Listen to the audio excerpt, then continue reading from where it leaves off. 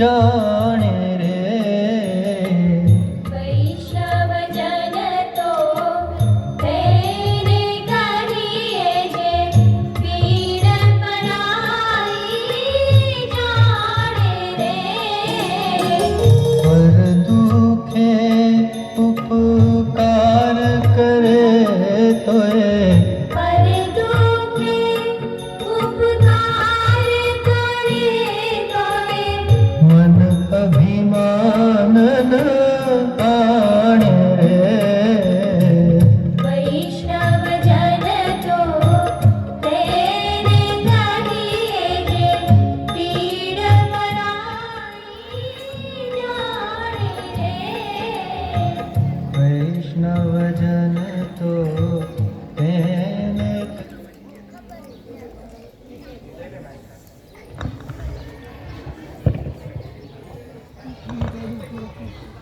કેટલા દિવસ થયા રામજીનો કાગળ જ નથી આવ્યો. એ અમદાવાદમાં શું કરતો હશે, કેમ હશે? ઘણા દિવસ થયા, એનો કાગળ તો આપવો જ જોઈએ. મારો રામલો દર મહિને એકાદ કાગળ તો લખી જ નાખે, પણ આજે 2 મહિના થવા એનો કાગળ જ નથી આવ્યો. મારો દીકરો બરાબર તો હશે ને? હે રામ, મારા રામલાની રક્ષા કરજે. હાલને આજે હું જેને કાગળ લખી નાખું, પણ હું કાગળ કેવી રીતે લખી શકું? મને નથી લખતા આવડતું કે નથી વાંચતા આવડતું. બારે જઈને દેખું, કોઈ દેખાય તો એમની બોલાવી લઉં, એ કાગળ લખી આપશે.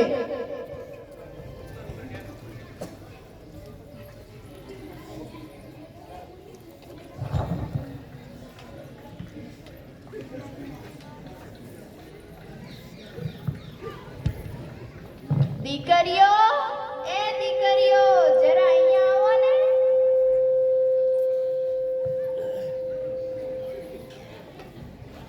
જય શ્રી કૃષ્ણ ગંગાના. જય શ્રી કૃષ્ણ બેટા.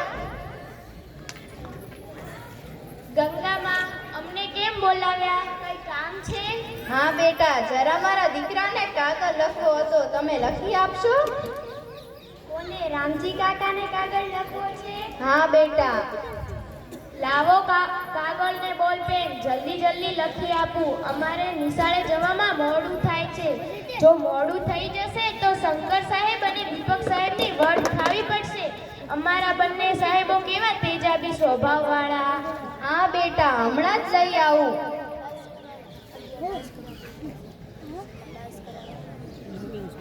ગંગામાં તમે અભણ છો? હા બેટા, અમારા જમાનામાં નિશાળ હતી જ ક્યાં. એ તારી ગંગામાં નિશાળનો દરવાજો પણ નથી જોયો. રાજી ખુશીના સમાચાર લખ ને લખ. 2 મહિના થવા આવ્યા, તારો કાગળ જ નથી આવ્યો, એટલે તારી માને તારી ખૂબ જ ચિંતા થાય છે.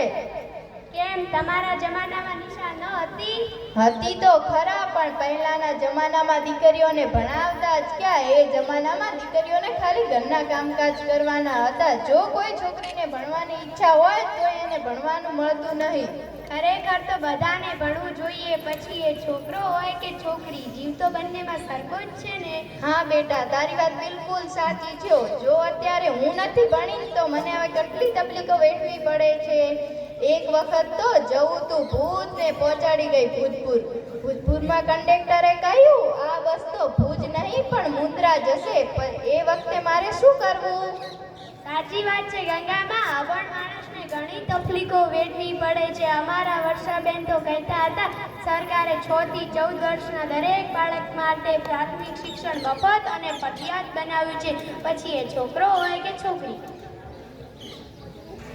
દરેક વાલીએ પોતાના બાળકને ફરજિયાત ભણાવવાનું, તે પછી છોકરો હોય કે છોકરી. જો તે બાળક પ્રાથમિક શિક્ષણથી વંચિત રહી જશે તો તેના જવાબદાર તેના વાલીને ગણવામાં આવશે. અને ટૂંક સમયમાં એવો પણ કાયદો ઘડવામાં આવવાનો છે કે જેના બાળક ભણવા નહીં આવે તેમને આકરા દંડ સહિત સજા પણ કરવામાં આવશે.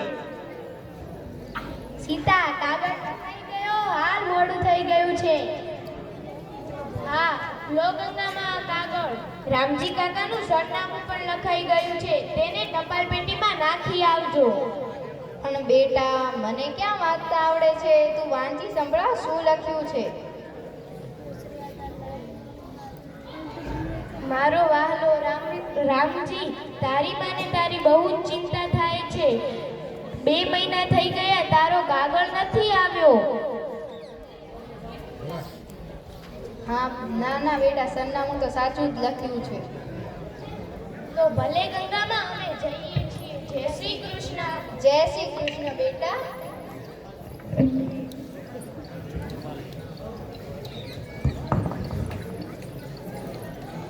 और करे तो ये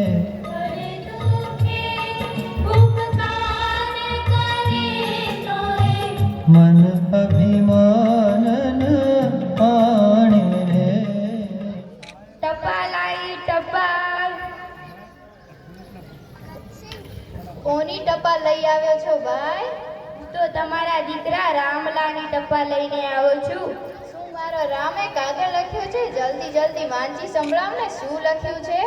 અરે ગંગામાં, મારે તો હજી કેટલી ટપાલો વેચવાની બાકી છે. હજી તો મારે ખૂબ મોડું થાય છે. તમે બીજા કોઈ પાસેથી વંચાઈ લેજો. મારે હજી આપવાની બાકી છે. હું જાઉં છું.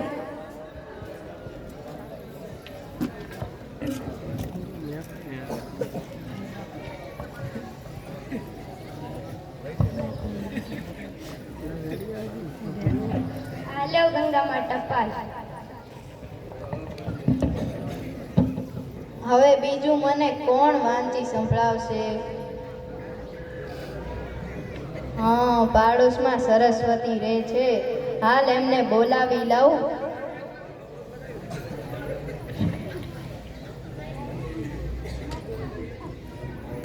સરસ્વતી, એ સરસ્વતી.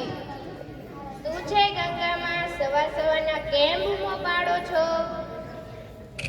જરા મારા દીકરાનો કાગળ આવ્યો છે. જલ્દી જલ્દી વાંચી સંભળાવ ને, શું લખ્યું છે?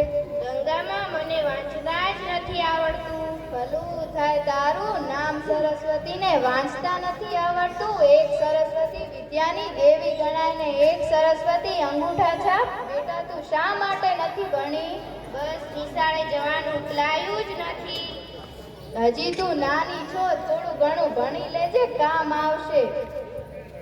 ગંગામાં, ચાલો આપણે બહાર જઈને જોઈએ. કોઈ આવી રહ્યું હોય તો તેની પાસે કાગળ વંચાઈ લઈએ. ચાલ.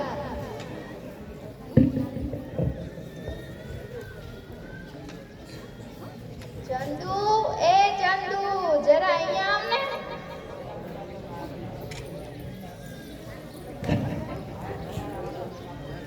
શું છે ગંગામાં?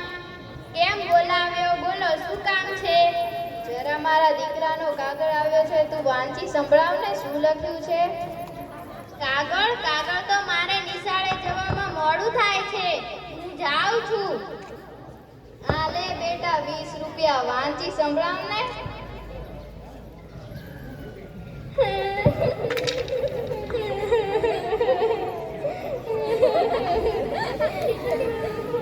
લાગે ગંગામાના ઘરે કાંઈક થયું છે.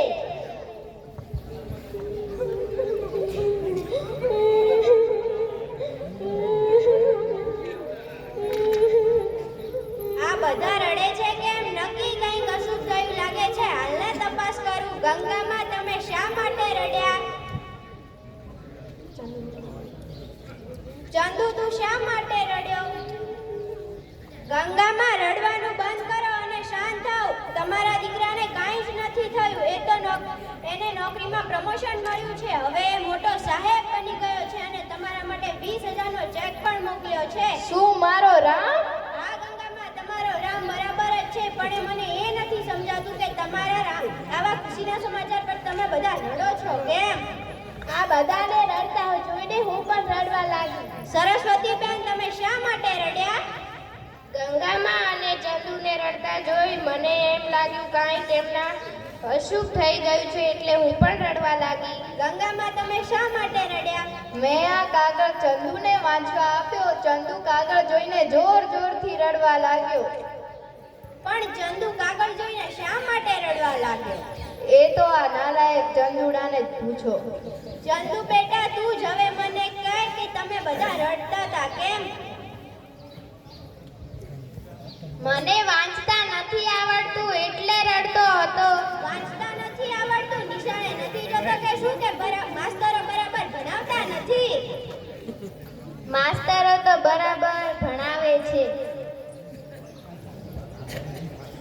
માસ્તરો તો બરાબર ભણાવે છે, પણ આ ભાઈને ભણવામાં રસ હોય તો ને. આ ચંદુ અમારા છોકરા સાથે ચોથા ધોરણમાં ભણે છે. અમારા છોકરાને 20 સુધી ઘડિયા આવડે છે અને આ ભાઈને વાંચતા પણ નથી આવડતું. કાલે સાંજે બધા સાહેબો આ ચંદુના ઘરે ગયા અને કહેતા હતા 2 મહિના થયા ચંદુ નિશાળ નથી આવ્યો. હવે તને ચંદુ સમજાય છે ને ભણતરની કિંમત? હવેથી દરરોજ નિશાળે જજે અને ભણી ગણીને હોશિયાર બનજે. હા, હવે મને સમજાય છે કે ભણતરની કિંમત. હવે હું દરરોજ નિશાળે જઈશ, ભણી ગણીને હોશિયાર બનીશ અને રામજી કાકાની જેમ મોટો સાહેબ બનીશ. માતા પિતા, ગામ તથા દેશનું નામ રોશન કરીશ. જય હિન્દ, જય ભારત. આ નાટકમાંથી આપણને એ શીખ મળે છે કે ભણતર વિના જિંદગી ધૂળ સમાન.